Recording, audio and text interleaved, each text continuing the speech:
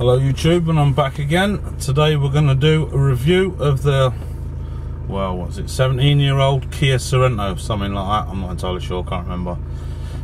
This is a 2.5 turbo diesel. I just purchased it yesterday. It's a bit old, I know, but I've been missing not having a truck all this time. We're going to go take it out to a couple of little lanes that I know, test out the four-wheel drive system. Four-wheel drive system's actually a torque on demand system, so it's rear-wheel drive until it detects slip, and then it sends power to the front as well, which is quite a clever little system, I must admit. Now, this truck used to belong to my mum, so I have actually been out in it before, and I have actually tested that crap, and I know all that stuff works. Yeah, let's have a quick look around. Quite a pleasant looking steering wheel and that there. We've got some cruise control. We've got my stereo that I fitted with a bit of wood to wedge it in because the cage didn't fit. We've got some nice walnut effects on the dash and stuff, which I personally like. A lot of people don't my age, but I like all that crap. Nice automatic gearbox with a low range setting. There's a knob there to turn it to low range. We'll get into that in a little while. It's got electric just about everything, including the moonroof, which is nice. It's also got a compass, so you can tell which way you're heading, which is a load of balls really, because nowadays everybody uses sat-nav or GPS on your phone. It's quite spacious.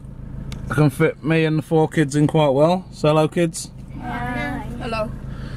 And I've got 2,500 watt twin 12-inch subs in the boot, so plenty of room. Armrest here with 2 little cubby holes, which is handy for things.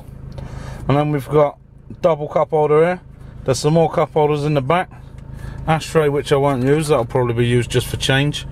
The clock don't appear to be working on this one, but that's not a problem because I've got a clock on there. I believe this has done about 140,000 miles. I'm not sure, and I don't know how you get it up on the screen yet. I'll figure that out later, and we'll find out what the score is, George does. So I'll bring you lot back when we get to some dirt. Okay, so as promised, we're at some dirt. This is a byway called Spalford Warren, about 10 miles or so away from my house, not too far. We're going to do a quick walk around on the old truck. You see we've got some integrated spotlights in the bumper, which is nice. Chrome side steps or rock sliders, depends what you want to use them for. I believe they're an optional extra that somebody opted for when they got this one. 16-inch alloy wheels, I believe. Lovely jubbly. And a 2-tone paintwork. Now normally I'm not into stuff like that, but the dark grey and the light grey goes together really nice. Tinted windows, lovely, so people can't see me ugly kids. Electric mirrors. It's also got electric seat in the front, and they're both heated as well. This one's also got the leather interior, which is nice. Tow bar for when my mum borrows it, so she can tow her horse box, which she never tows, but still, it's there if she needs it. It's got a split folding rear tailgate, so you can open up the glass to chuck stuff in, or you can open up the boot fully. Now I'll open the boot fully so you can check out my monster subs. Now even with my monster subs in here, there's still quite a good bit of boot space, enough boot space for getting shopping in. 12-volt socket, lovely jubbly, and you can have the shelf thing on it. I believe that's in my shed. I think my mum fucking made me put that away when it was hers.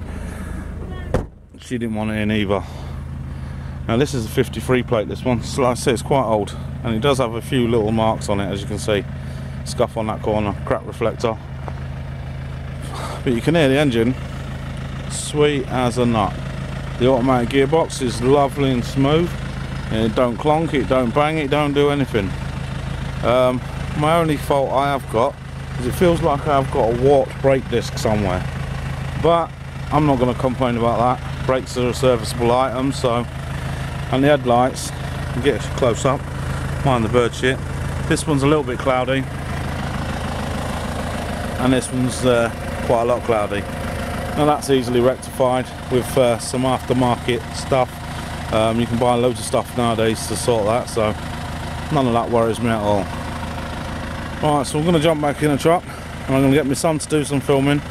Well, basically testing her out down some of these lanes, see how she goes. So see you shortly. Okay, so let's go and have a little drive.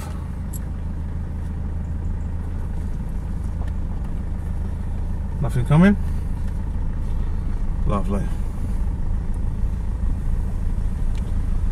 Now I've put a big air filter on this so I can hear some turbo noises. Childish, I know, but I think a truck should sound like a truck, and I like that sort of thing. Hence why I've got a great big Swin 12 subwoofer box in the boot light, 2,500 watt I may add. That's so then when kids are annoying me, I can drown them out. Now this is quite a tame little lane. There's a little bit more of a, I wouldn't say challenging, but more dippy and stuff. I'm going to run it up a bit of a bank and we're going to see how it goes. There is a little bit down there that if there was nobody about, I'd try going up and down it a bit, but there's people walking their dogs coming up behind and I don't want to be getting in trouble, so because you're not exactly supposed to do it. Let's just steer on the right. I like to go up and down that and test out a truck.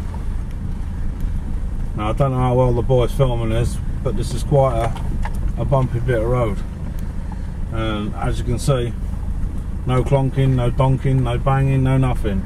Now I had a Land Rover that used to come down here and it used to be, oh, it used to bang about, it used to jump you out your seat, and this is really nice and smooth, really nice and comfortable, and with the automatic box, really nice and just controlled.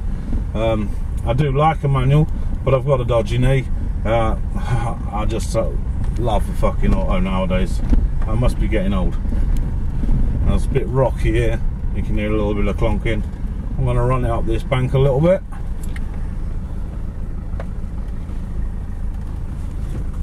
I'm just pulling myself along lovely. I've got a sandy bit here, let's see what happens. And it just pulls itself straight through. Now this is a bit of an off camber piece here. It's quite a big dip. I don't know if you can get that on the camera, but just pulls itself through with ease. No revs, no nothing, and I'm not even in low range or anything yet, so that is real good. Now we're just coming to the end of this lane. There's a bit of a cattle grid. Then I'm going to go off to another little spot that I know, just a few further miles down the road. So when we get there, we'll bring you back.